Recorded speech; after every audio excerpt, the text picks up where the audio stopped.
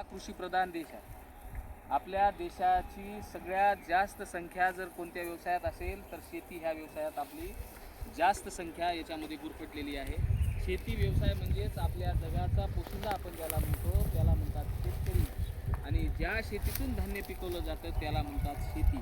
ही शेती, ज्या शेतीमध्ये आपण उभे आहोत, आपल्या समोर जे पीक दिसते हे गव्हाचं पीक आहे.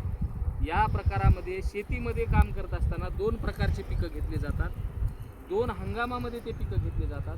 पावसाळी पिकं आणि हिवाळी पिकं अशी दोन विभागणी केली जाते. पावसाळी पिकांना खरीप पिकं म्हणतात आणि उन्हाळी पिकांना, हिवाळी पिकांना रब्बी पीक म्हणतात. आपण ज्या फील्डमध्ये आता उभे आहोत हे जे पीक आहे हे सध्या कोणतं पीक आहे? रब्बी पीक म्हणतात, उन्हाळी पीक म्हणतात. पावसाच्या भरोश्यावर येणारं पीक कोणतं? पावसाळी पीक म्हणजेच त्याला आपण काय म्हणायचं? खरीपाचं पीक. त्याच्यामध्ये आपण काय घेतो? सोयाबीन घेतो, कापूस घेतो, नाही घेत नाही का, पुन्हा ज्वारी घेतो. परंतु रब्बीमध्ये कशाचा समावेश असतो? गहू असेल, चना असेल किंवा करडी असेल, असे द्विदल जे पिकं असतात ते आपण रब्बीमध्ये घेत असतो. आणि याचा सगळ्यात जास्त फायदा हा आपल्या सर्व जनतेला होतो. शेतकऱ्यानं जर पिकविणं सोडलं तर आपण जगू शकतो का? आपण कसं करतो? माझ्यापुरतंच करतो. शेतकऱ्यानं जर माझ्यापुरतंच केलं, मला किती लागणार आहे? 1 क्विंटल गहू एवढेच पिकविले, बाकीचे पिकविलेच नाही तर चालणार आहे का आपला उदरनिर्वाह? नाही. म्हणून शेतकरी टिकला पाहिजे, शेतकरी जगला पाहिजे.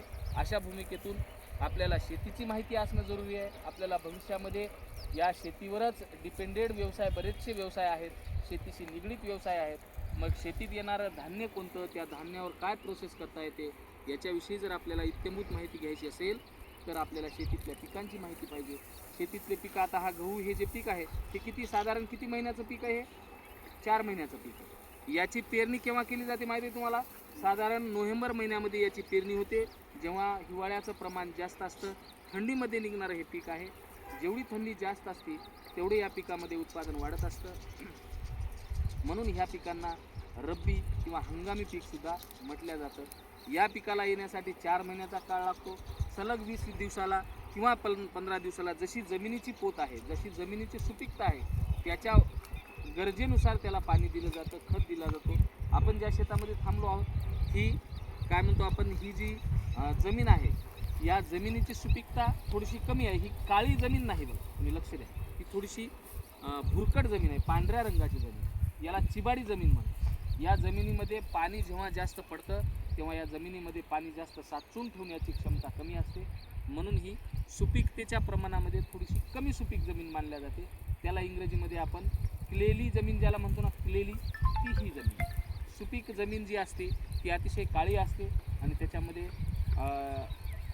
काय म्हणतो आपण, त्याच्यामध्ये जे न्यूट्रिएंट्स आहेत जमिनीमधले ते त्याची क्षमता साठवण्याची जास्त असते. पाण्याचं शोषून घेण्याचं प्रमाण जास्त असते. परंतु ह्या जमिनीमध्ये शोषणाचं प्रमाण हे कमी असल्यामुळं ह्या जमिनी या चिबाडी स्वरूपाच्या जमिनी आहेत. कळलं का तुम्हाला? काही शंका? हे गहूच आहे, हे कळलं का तुम्हाला?